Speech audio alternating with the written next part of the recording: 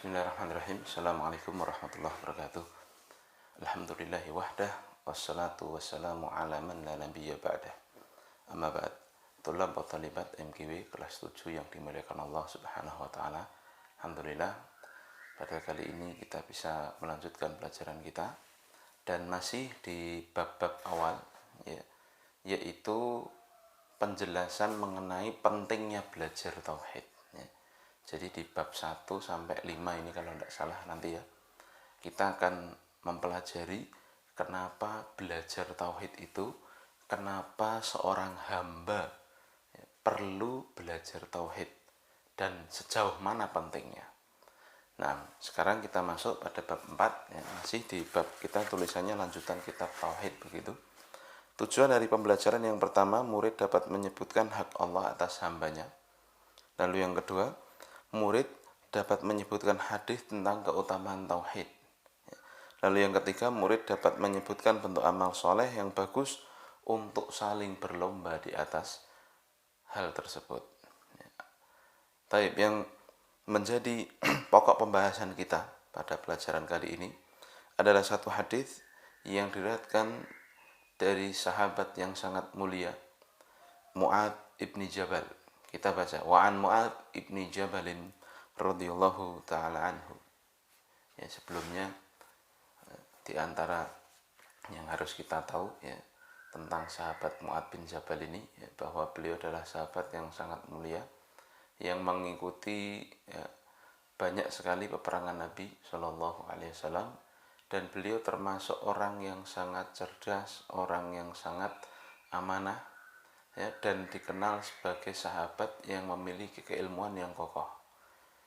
Nah, dan beliau meninggal pada usia kurang lebih 38 tahun ya, di daerah Damaskus saat itu ya, di daerah Syam ya, sekarang menjadi negara Suriah, itu Syria kalau bahasa Inggrisnya ya, karena penyakit wabah taun ya, yang melanda Syam saat itu. Nah, sehingga beliau yang meninggal darallah masyafa'al dan dikuburkan di sana. Nah, ya, ini sahabat Mu'adz bin Jabal radhiyallahu anhu. Qala kuntu radifan Nabi sallallahu alaihi wasallam. Dulu aku pernah radif. Ya, radif itu lihat kosakata artinya orang yang diboncengkan oleh penunggang kendaraan di belakangnya di atas kendaraan. Jadi radif itu artinya membonceng, diboncengkan di belakangnya. Ya. Dulu aku pernah diboncengkan Nabi Shallallahu Alaihi Wasallam. Ini kan berarti menunjukkan dekatnya beliau dengan Nabi Muhammad Shallallahu Alaihi Wasallam sampai diboncengkan. Ya. Dulu aku pernah diboncengkan Nabi Shallallahu Alaihi Wasallam ala himarin, masya Allah, ya, di atas seekor keledai. Nah, ini Nabi tidak gengsi ya, naik keledai. Ya, karena ada orang zaman sekarang, orang kaya suruh naik mobil ya, jelek gitu, waduh gengsi, nggak mau gitu. Nah, jangankan nggak mobil jelek ya, disuruh mungkin nyoba sepeda motor tapi butut bahasanya, mungkin udah nggak mau tuh. Nah, tapi ini kita lihat ya ketawaduan Nabi Shallallahu Alaihi Wasallam, padahal Nabi ini adalah utusan Allah, orang terbaik di dunia ya, dan orang yang seharusnya mendapatkan dunia dan seisinya, gampangnya begitu ya. Tapi beliau saking tawaduknya, masya Allah ya, ini mengajarkan pada kita untuk bersikap tawaduk, rendah hati ya. Jangan sampai merasa sombong apa yang kita banggakan dari dunia ini. Nah, ya, beliau Shallallahu Alaihi Wasallam boncengan dengan Mu'adz bin Jabal naik keledai. Kemudian faqala li, ya, Nabi berkata kepadaku, kata Mu'adz, ya Mu'adz, wahai Mu'adz, atadri ma haqqullahi 'alal ibadi? Apakah kau tahu wahai Mu'adz hak Allah atas hambanya? Kau tahu enggak hak Allah atas hambanya? Wa ma haqqullahi 'alal ibad? Dan juga tahu enggak engkau wahai Mu'adz apa haknya hamba atas Allah? Ya.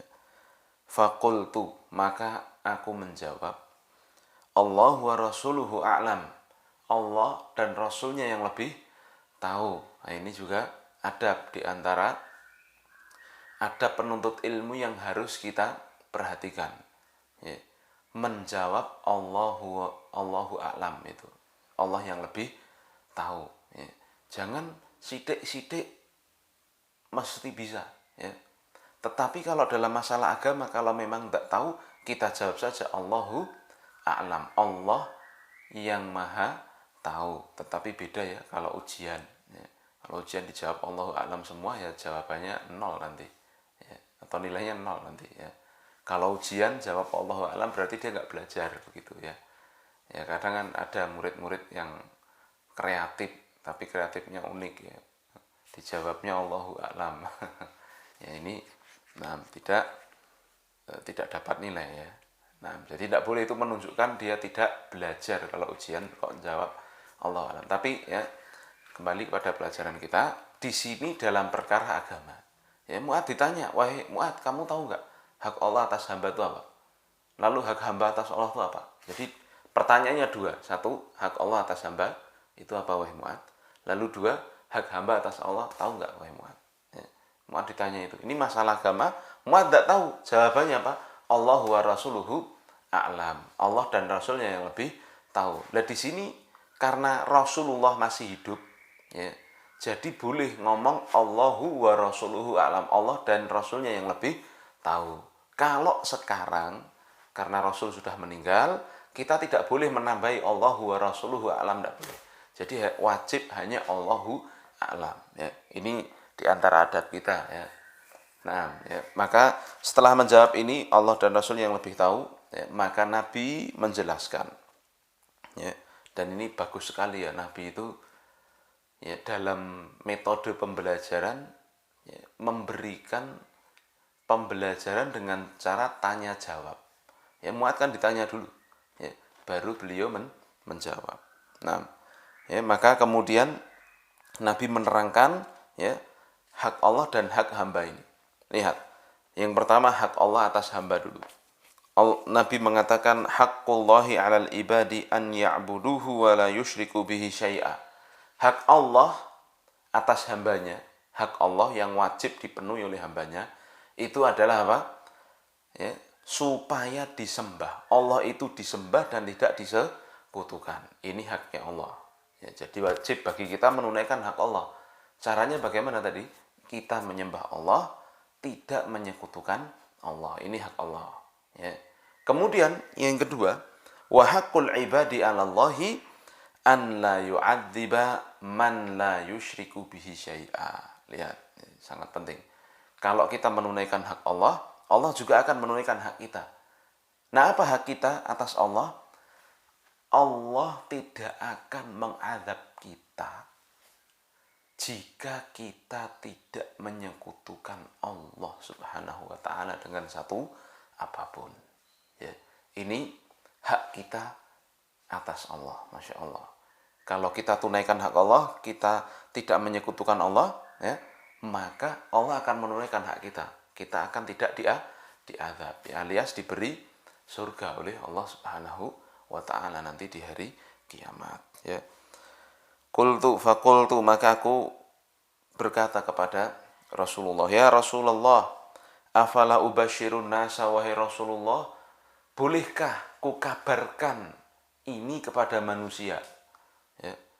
Maka saat itu Rasul menjawab, qala la tubashiruhum fayattakilu. Jangan kau kabarkan dulu, hai Mu'ad. Fayattakilu, karena bisa-bisa orang-orang itu yattakilu artinya bersandar. Orang-orang yang mendengar kalimat ini akan langsung bersandar, tidak mau beramal.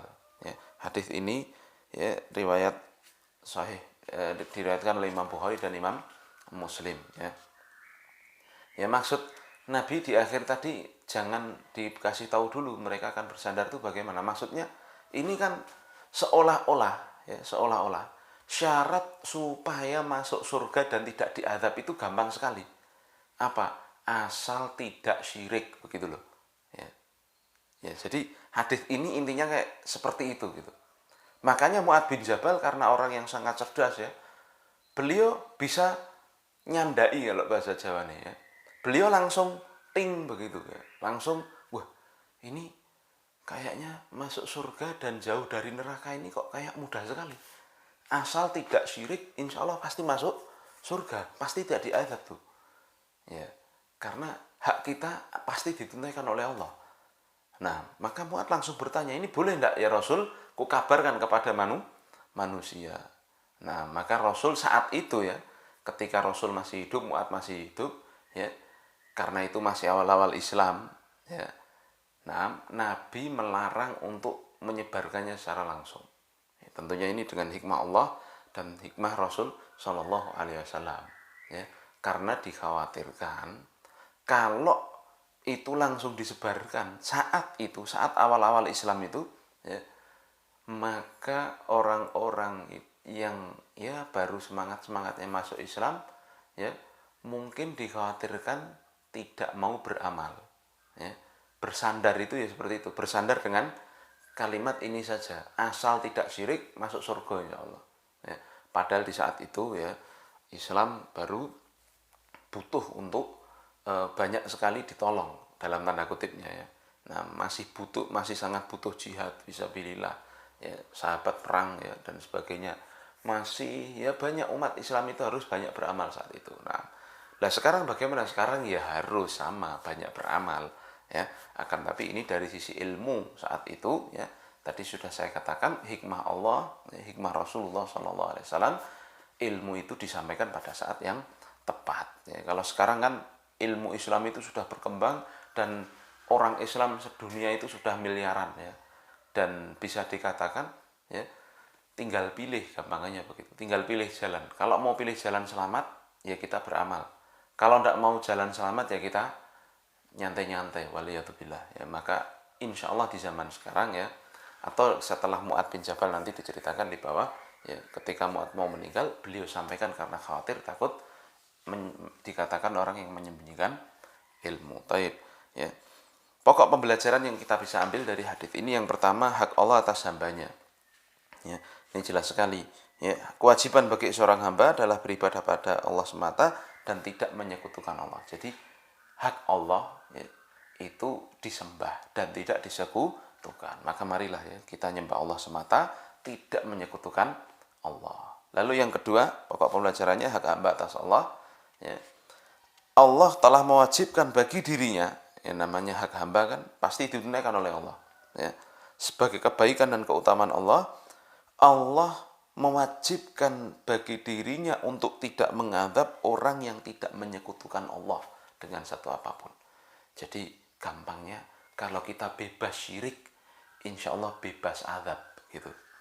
Masya Allah. Maka ini tolong dicamkan ya, semenjak kita masih kecil ini ya, kita harus punya prinsip ini. Tidak boleh kita itu berbuat syirik ya, walaupun syirik sekecil apapun ya, karena itu adalah penyebab kemurkaan Allah. Apa balasannya kalau kita tidak syirik? Jelas, tidak syirik tidak diazab ya. Nah ya. Lalu yang ketiga, pembelajaran yang ketiga, disukai memberi kabar gembira kepada seorang muslim dengan apa yang menyenangkannya. Dalam ucapan Mu'ad ya, ketika Mu'ad bertanya, apakah boleh aku memberitahukan kabar gembira ini pada manusia, yaitu tentang keutamaan tauhid dan keutamaan orang yang berpegang teguh dengan tauhid.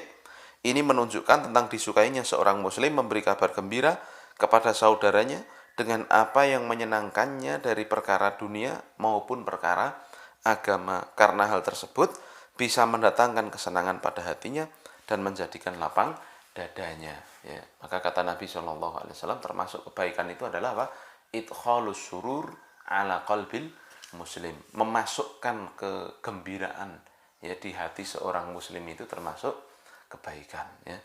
Nah ya, bahkan ya dalam hadis yang lain ya, hanya dengan bergestur baik ya, bergestur itu apa? Menunjukkan sikap yang baik gitu ya, bermuka masam atau bermuka berseri-seri, wajah berseri-seri itu kan termasuk gestur baik, ini sudah termasuk kebaikan ya. Maka Nabi pernah menyebutkan ya, wala tahqiranna ya minal khairi syai'an, jangan sampai kalian itu meremehkan satu apapun kebaikan ya. Walau antal akhaka biwajhin thaliq. Walaupun kalau kamu itu ketemu saudaramu, kamu berwajah berseri-seri. Ini diantara adab Islami, ya, memberikan kabar gembira, memberikan perasaan gembira, ya. Ini sesuatu perkara yang sangat disukai, ya. Nah, jadi jangan sebaliknya, ya. Mafhum mukhalafahnya dari memberi kabar gembira itu adalah memberi kabar yang menakutkan. Jadi menyebarkan ketakutan kepada kaum muslimin ini, ya, sebuah kesalahan. Jadi caranya piye kalau sekarang? Sekarang kan banyak tuh WhatsApp yang nyambar-nyambar itu, ya. Ada berita Indonesia mau diserang Amerika misalkan.